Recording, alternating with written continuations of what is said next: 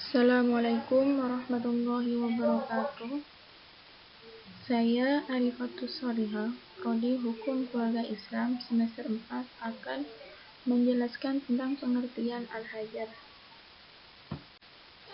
Pengertian Al-Hajar. Mahjur menurut bahasa berasal dari Al-Hajj, hujronan atau hajaro, yang mempunyai arti al-mas'u atau larangan, penyempitan, dan pembatasan. Sedangkan menurut syara, ialah melarang seorang dari membelanjakan hartanya. Yang berhak melarangnya adalah hakim. Dasar hukum Al-Hajar. Dasar hukum dari Al-Hajar adalah Al-Quran dan hadis Nabi, yang mana kedua dasar hukum ini merupakan dasar hukum yang kuat untuk dijadikan pijakan yang tertera dalam Quran Surat Al-Baqarah ayat 282 dan hadis yang tertuju pada sahabat Mu'adz bin Jabal.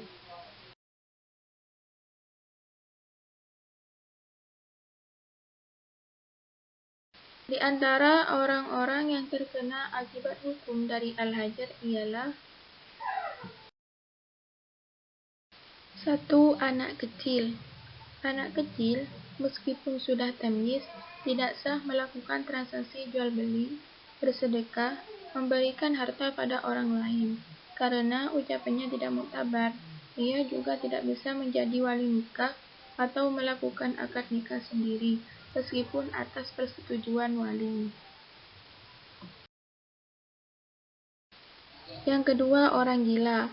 Orang gila tidak diperbolehkan melakukan transaksi jual beli, bersedekah, menjadi wali, ibadahnya tidak sah. Begitu juga melakukan akad nikah, meskipun atas persetujuan wali, karena ucapan dan perwaliannya tidak muktabar. Namun, ia diperkenankan memiliki kayu bakar dan hewan buruan yang diperolehnya. Yang ketiga, orang yang kurang akalnya atau safi. Safi adalah orang bodoh yang menghambur-hamburkan hartanya tanpa kemanfaatan sedikitpun yang kembali pada dirinya, baik kemanfaatan duniawi atau ukhrawi. Ia tidak diperbolehkan menggunakan hartanya baik dalam rangka jual beli atau yang lainnya. Yang keempat, orang yang pailit atau muflis. Muflis adalah orang yang pailit, yang banyak terlilit hutang dan hartanya tidak cukup untuk melunasinya. Ia tidak boleh menggunakan sisa hartanya tadi demi menjaga hak-hak dari orang-orang yang telah menghutanginya. Larangan ini baru bisa berlaku setelah ada putusan hakim. Ia sah melakukan transaksi jual beli bila dilakukan secara tempo. Ia juga boleh melakukan pernikahan dengan mahar yang ditempohkan. Yang kelima, orang yang sakit parah dan orang yang berada dalam kondisi yang mengkhawatirkan, seperti penumpang perahu saat diterpa angin yang sangat kencang atau diterpa ombak yang sangat dahsyat, itu tidak boleh menggunakan hartanya untuk sedekah, hibah, wasiat bila telah melebihi dari sepertiga. Hal ini disyariatkan untuk kepentingan ahli waris. Larangan ini tidak membutuhkan adanya putusan hakim. Bila penggunaannya telah melebihi sepertiga hartanya, maka kelebihannya tadi tergantung sikap ahli waris. Bila ahli waris rela, maka sedekah, hibah, dan wasiatnya sah.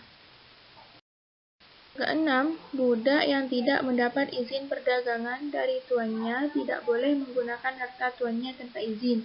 Karena itu, transaksi jual beli yang dilakukan tidak sah. Apabila barang yang telah ia beli menjadi rusak, maka barang itu menjadi tanggungannya.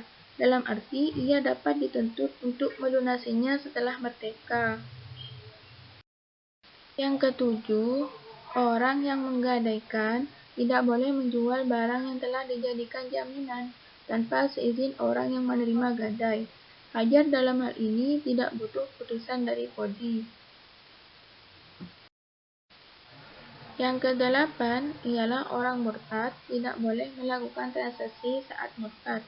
Hal ini disyariatkan untuk menjaga haknya kaum muslimin, mengingat bila ia mati hartanya menjadi harta faiz. Larangan tersebut menjadi tidak berlaku bila ia telah kembali masuk Islam. Yang kesembilan, wanita bersuami yang mempunyai suami, berada di bawah pengawasan suaminya, baik dirinya sendiri, anak-anaknya, maupun harta bendanya, kecuali harta-harta yang dikhususkan untuknya sendiri. Hikmah Al-Hajar.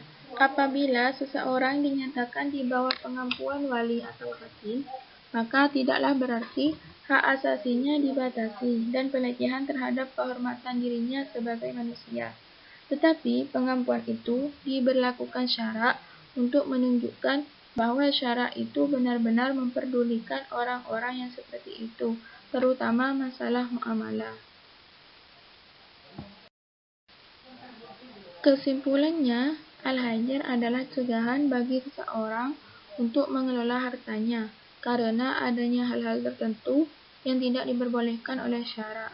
Dan alasan syarak melarang, karena syarak tidak menginginkan adanya kerugian dari salah satu pihak, seperti halnya orang gila, anak kecil, dan orang yang bangkrut. Sekian dan terima kasih. Wassalamualaikum warahmatullahi wabarakatuh.